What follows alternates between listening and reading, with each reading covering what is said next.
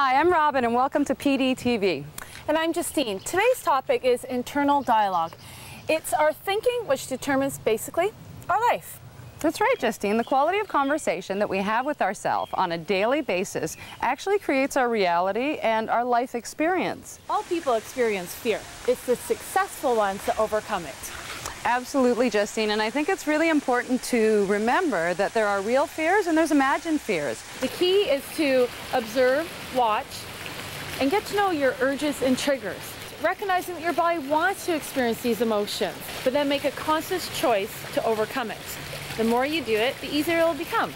We need to keep telling ourselves, I can do this, there is a way, I'm committed, and passion is important in these statements. So we need to redirect focus and have powerful conversations with ourselves, Justine. I think those are the ones that deserve the airtime.